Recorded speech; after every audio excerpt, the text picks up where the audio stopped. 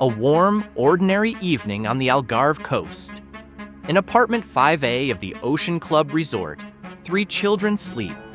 And in the space of minutes, one of the most famous missing child cases on Earth is born. 3-year-old Madeleine Beth McCann, gone. No ransom, no confirmed witness to an abduction.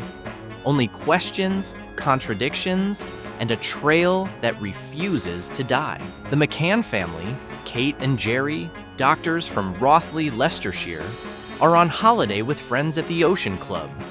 Their apartment 5A sits at the edge of the resort's tapas restaurant, across the pool and through public paths, visible from some angles, but not the apartment's doors. That detail will matter. The adults take their regular table at the tapas restaurant. The group, later nicknamed the Tapas 7, plan rotating checks on the children left asleep in the independent apartments. The patio doors of 5A are pulled shut but left unlocked from the inside, so their parents can slip in quietly during checks. Jerry McCann checks first. He sees his children asleep. He notices the bedroom door is more open than he recalls, nudges it nearly closed, and returns to dinner.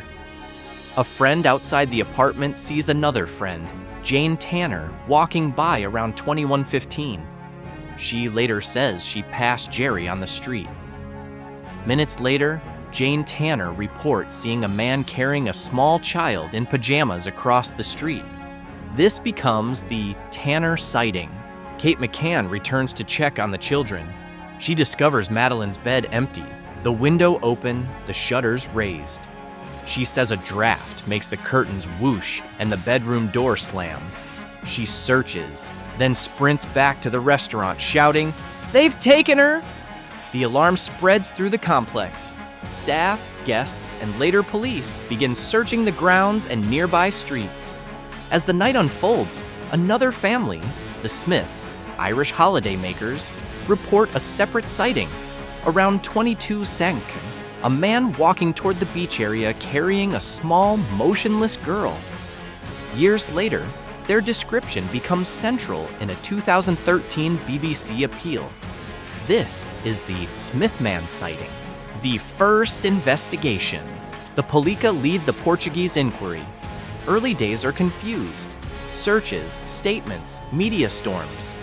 One local man, Robert Marab, is named arguido, formal suspect status in Portuguese law, before being cleared in 2008. That same summer, in a highly controversial turn, both Kate and Jerry McCann are also made arguidos, then cleared when the case is archived in July 2008 due to lack of evidence. In late July 2007, British cadaver and blood dogs are deployed to Portugal. Handlers report alerts in apartment 5A, and later in a Renault Scenic hired by the McCanns weeks after Madeleine vanished. Forensics and interpretations become a battleground. What do alerts mean without corroborating DNA? No prosecutable case emerges. The investigation stalls. Tensions flare between the family and parts of the Portuguese team. Gonçalo Amaral, the original lead detective, later publishes Maddie, the Truth of the Lie, alleging an accidental death and a cover-up. The McCanns sue for defamation. After years of litigation and appeals, Portuguese courts overturn damages, and the European Court of Human Rights declines their complaint in 2022, leaving Amaral's freedom of expression standing. The Guardian, Tilla. London steps into Cas 11 2019. In 2011, the UK Metropolitan Police launch Operation Grange. First a review, then an active investigation running in parallel with Portugal's. New appeals follow. In 2013, a BBC Crime Watch reconstruction re-energizes public interest, focusing on timelines, phone data, and both the Tanner and Smith sightings. Operation Grange continues into the 2020s, still open as of June 2025. Met Police, media never let go. Documentaries, press exclusives, a 2019 Netflix series, all keep the case in public view. But no conclusive break appears. A new name, Christian Bruckner, 2020-2025, June 2020, German prosecutors identify a new focus: Christian Bruckner, often reported as Christian B., a convicted sex offender with a history in the Algarve, including Praia da Luz around 2007. He is named a suspect in Portugal in April 2022. But naming is not charging. No one has been charged over Madeleine's disappearance. May 2023, at German request, police searched the Barragem do Arad reservoir about 40 kilometers from Praia da Luz, securing materials later sent to Germany for analysis. Officials do not announce a breakthrough. In media, object secured becomes a careful phrase that promises nothing.